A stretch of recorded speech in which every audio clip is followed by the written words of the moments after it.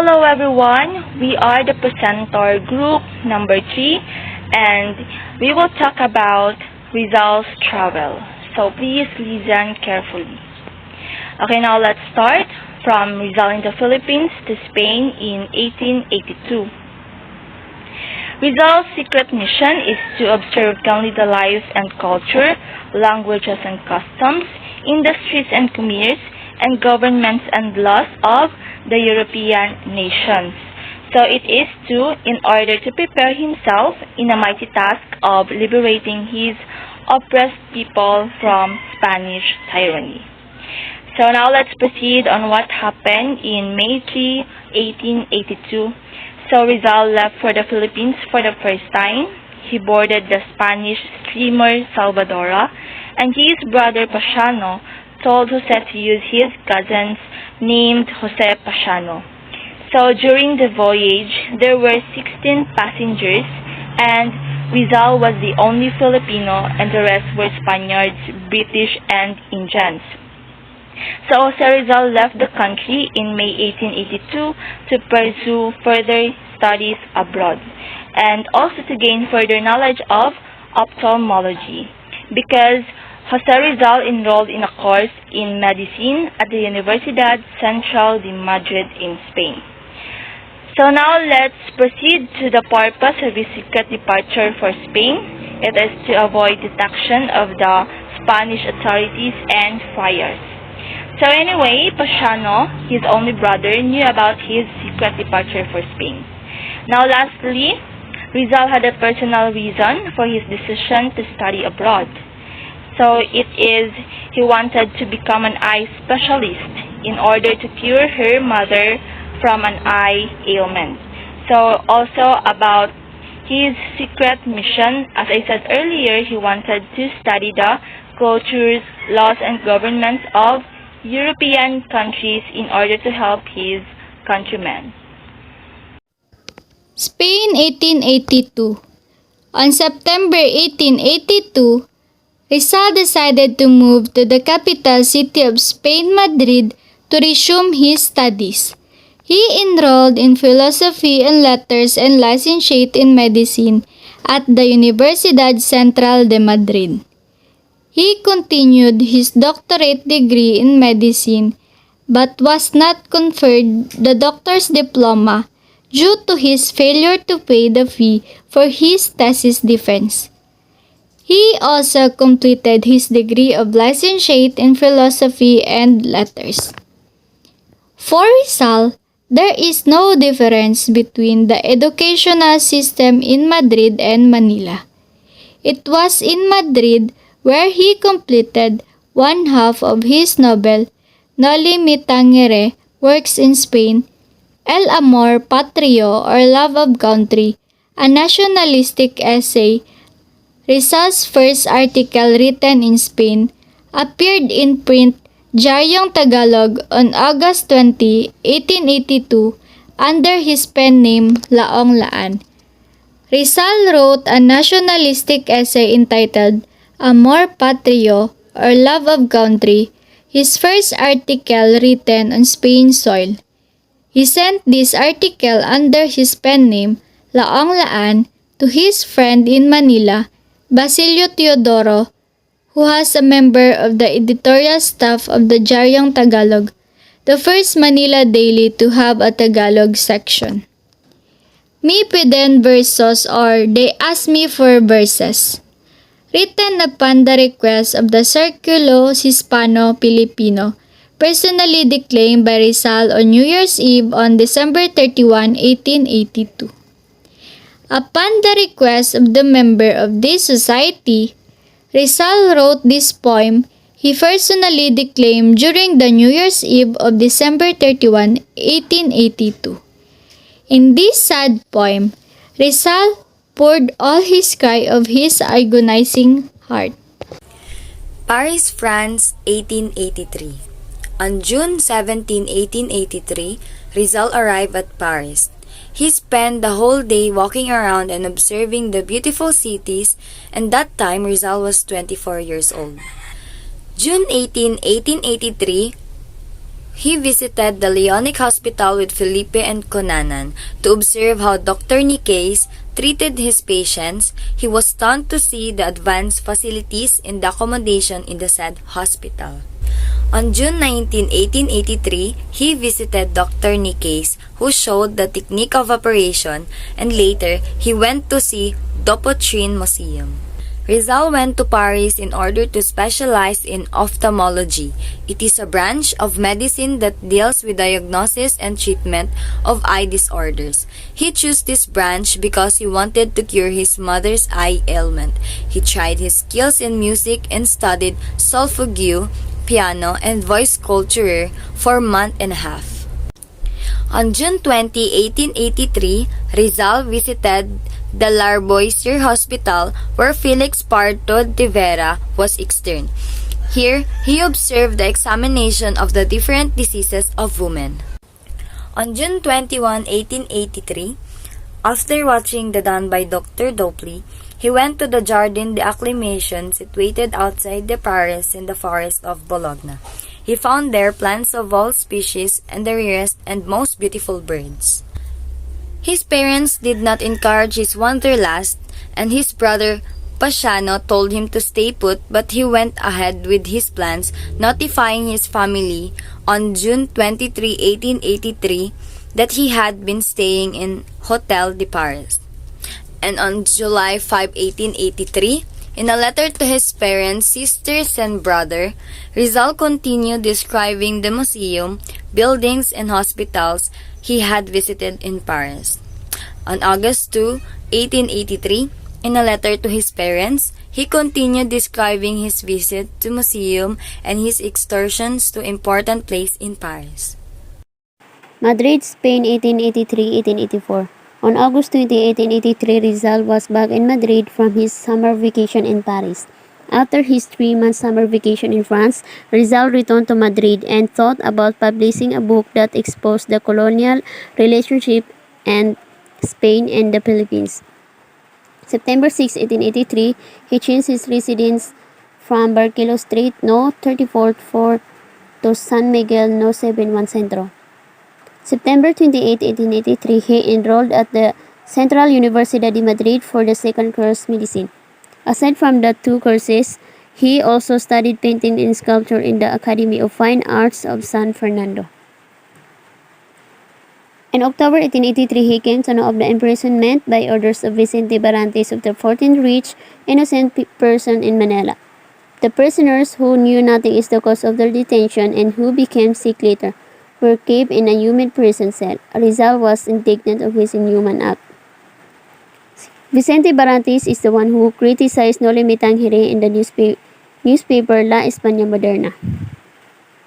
And also, Jose Rizal learned the 14 rich, innocent people imprisoned in Manila by Vicente Barrantes' order, and the prisoners who had no idea what was causing their detention and later became ill were kept in a humid prison cell. Rizal was enraged by his inhuman behavior. November 21, 1883, Rizal informed his family of his plan to graduate in medicine at the end of the course in June. January 2, 1884, Rizal proposed to the member of the Circulo assembled in the house of the Patiros the publication of a book by association. This idea became the embryo of this first novel, Noli Me Tangere.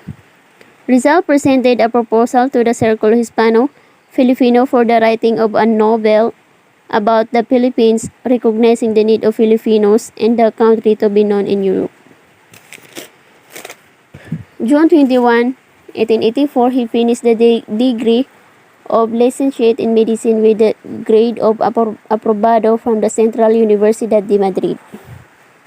Rizal won first prize in Greek contest on June 25, 1884, after which he delivered a speech in honor of the 2 Filipino painters, Juan Luna and Felix Resurrection Hidalgo. The occasion commemorated the triumph of the 2, especially Luna, who won the first prize for his Polarium during the National Exposition of Fine Arts held in Madrid that year. A call for equality and brotherhood between Spaniards and Indians because the Philippines were oppressed by the Spanish Friars. Rizal explains why they are gathered and to represent an achievement that has shed light into what has turned out to be a dark society as depicted in the paintings. July 1, 1884, Rizal explained the term El filibusterismo in the newspaper of Madrid El Progreso, calling the attention of the Spanish authorities over the case of future of the Filipinos. He asked for freedom of the press and the right of representation of the Spanish Cortes. November 20, 1884, Rizal witnessed the tumultuous scene in the Central Universidad de Madrid, where the students and professors staged a strike against excommunication imposed by the bishop on the lecture proclaiming the freedom of science and teacher. Rizal witnessed the turbulent scene at Universidad Central in Madrid, where students and professors staged a strike against the excommunication imposed on the classroom by the bishop, who proclaimed the freedom of science and teacher. One of the country has Rizal visit is Germany in 1886 and 1887. Rizal's journey in Germany is all about furthering his knowledge about ophthalmology. Rizal arrived in the city on the evening of November 1, 1886. He stayed at the Central Hotel. He was 25 years old. On the following day, Rizal wrote a letter to his friend Pastor Karl Almer in Wilhelmsfeld, informing him of his arrival the day before. Rizal lived in Berlin for almost 6 months, November 1, 1886 to May 11, 1887. On May 11, 1887, Rizal left Berlin and embarked on a grand tour with his friend Maxima Viola to various European cities. Rizal stayed in Berlin, capital of Germany, to gain further about of ophthalmology. On May 29, 1887, they drank beer in the business establishment Lower Brank Kilomonitz. On February 1886, Rizal is 25 years old and he arrived Heidelberg, Germany from Paris with the goal of furthering his study on ophthalmology. No Limit Angry was printed with borrowed money in Berlin in 1886. The purpose of Rizal in visiting Germany is to gain more knowledge about ophthalmology and meet his friends. Manila, Philippines, 1887. Dr. Rizal left Marseille, France on July 3, 1887 to return to Manila.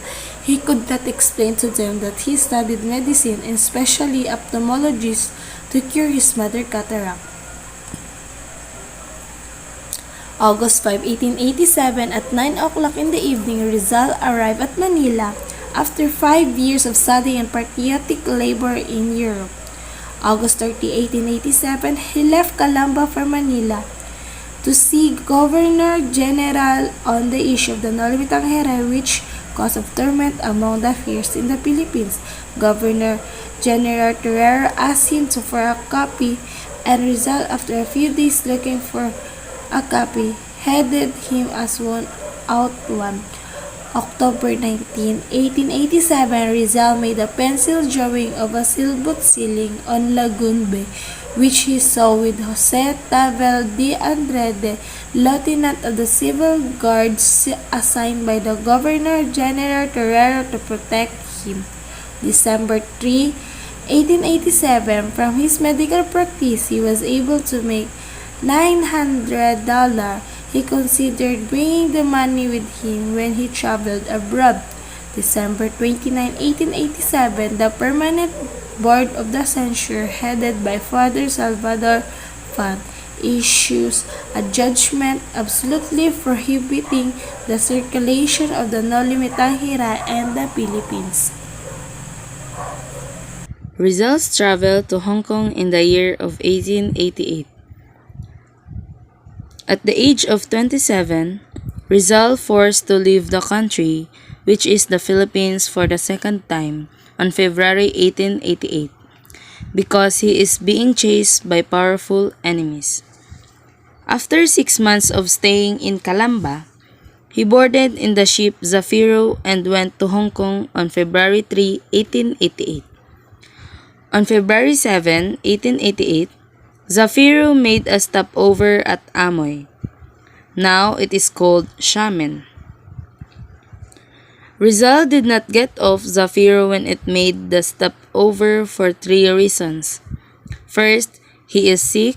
Second, it is raining hard. And last, he heard that the city is dirty.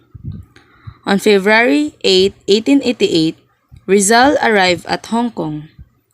In Victoria Hotel, where Rizal stayed, he welcomed by Filipino residents named Jose Basa, Balbino Mauricio, and Manuel Herarte.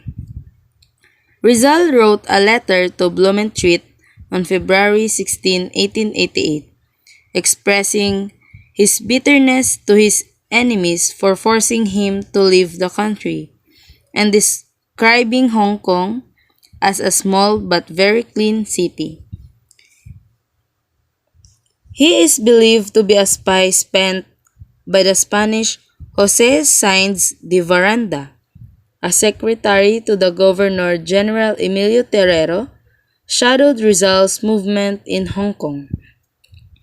On February 18, Rizal, accompanied by Basa, boarded the ferry steamer Kyukyang for Macau. On February 20, Rizal and Basa returned to Hong Kong, board the ferry steamer Kyukyang, and Rizal stayed in Hong Kong for 2 weeks. There, he studied the Chinese way of life, noticed some experiences, and wrote them in his diary. Some of them includes the noisy celebration of the Chinese New Year, which lasted from February 11 to February 13. Rizal observed the boisterous Chinese theater, the Marathon Laureate Party, which was the longest meal in the world. On February 22, 1888, Rizal left Hong Kong on board the Oceanic, an American steamer, and his destination was Japan. Japan, 1888. Rizal arrived in Japan. Rizal stayed in Japan for 1 month and a half from February 28 to April 13, 1888. Rizal was visited by Juan Perez Caballero, Secretary of Spanish Legation. One of the happiest interludes in the life of Rizal was his sojourn in the land of cherry blossom for 1 month and a half. He entered the country through Yokohama and stayed at Tokyo Hotel for a few days. Later on, he stayed at the Spanish legation for almost a month. It was during this period that he visited Japanese provinces, learned Nippongo or Japanese language, and dedicated himself to the study of Japanese culture. Also, Juan Perez invited him to live at the Spanish legation. Rizal knew that this was the Spanish government way of monitoring Rizal, but he accepted anyway. March 4, 1888. He wrote Blumentritt about Japan. He wrote Blumentritt about the honesty, courtesy, cleanliness, and industry of the Japanese people. However, he also expressed his disgust on the use of the man-grown jinrikisha.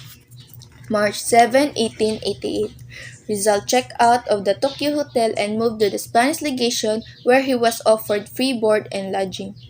He and Perez Caballero became good friends and described as a young man, fine and excellent writer.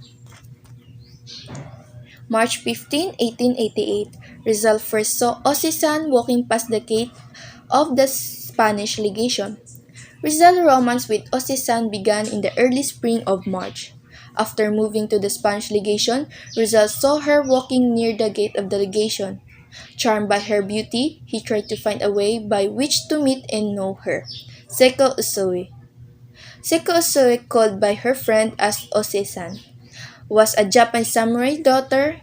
She was 23 years old when she first met Jose Rizal. He had moved to a Spanish legation in the Azabu district of Tokyo where she regularly worked. He served as Rizal's interpreter during stay in Japan.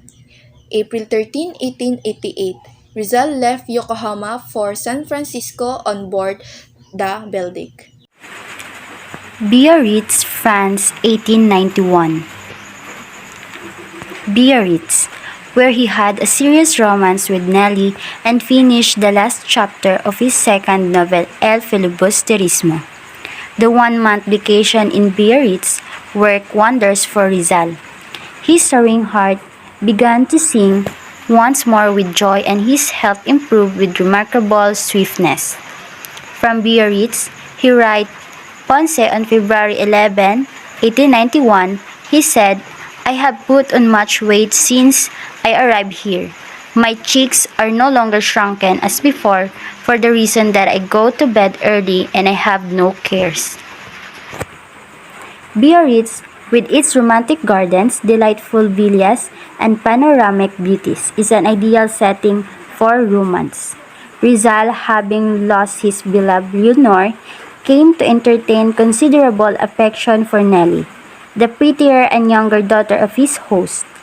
He found her a real Filipina, highly intelligent, vivacious in temperament, and morally upright.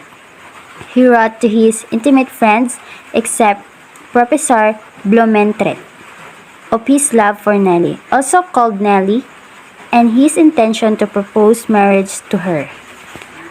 February 4, 1891, Marcelo H. Del Pilar teased him about changing the O in Nolly to an E, which means Nolly to Nelly. C. Antonio Luna, once brother and also a frequent visitor of the Bosteds, courted Nelly but she was deeply infatuated with Rizal. In a party held by Filipinos in Madrid, a drunken Antonio Luna uttered and several remarks against Nelly Bosted.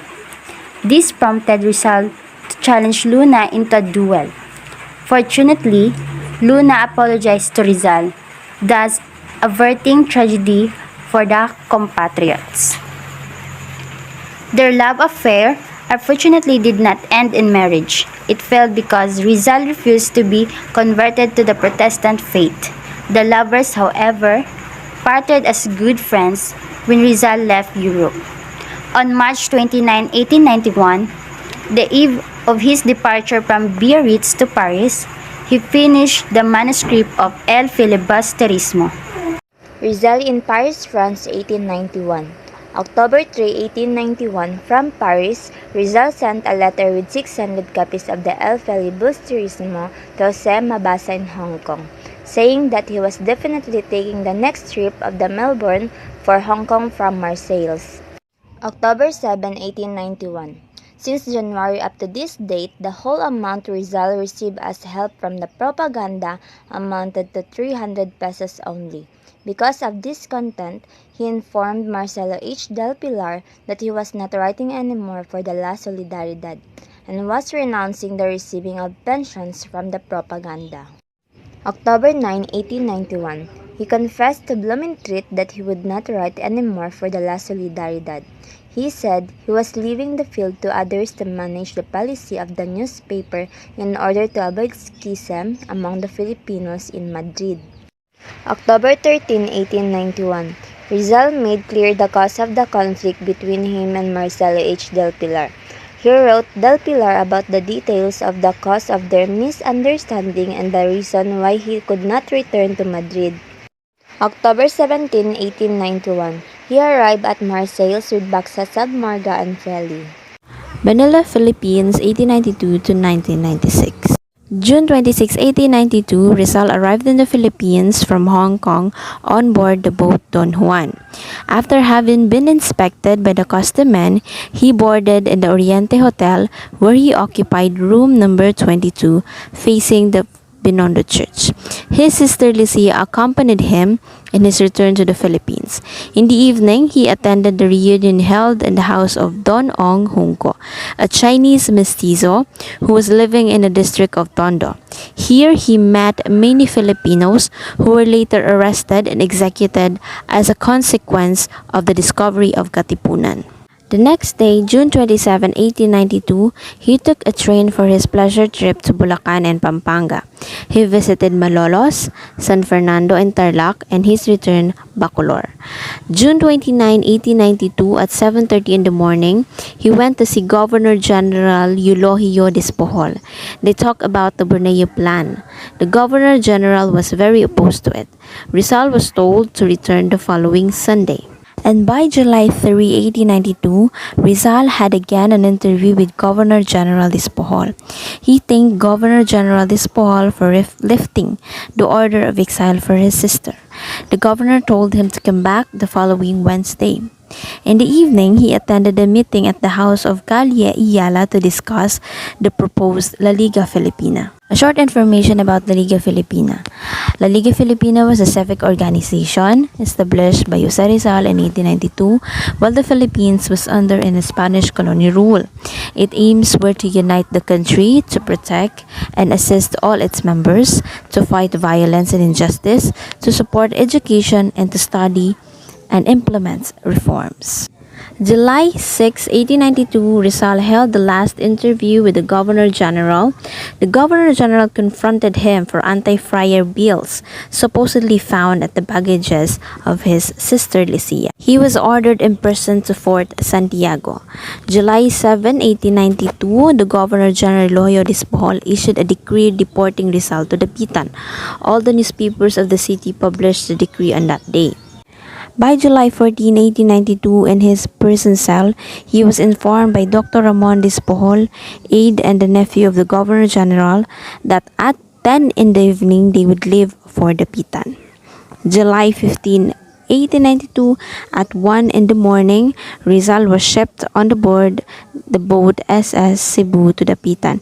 He was given a good cabin but well guarded. From Dapitan to Fort Santiago. When the Philippines Revolution started on August 26, 1896, his enemies lost no time in pressing him down. They were able to enlist witnesses that linked him with the revolt, and these were never allowed to be confronted by him.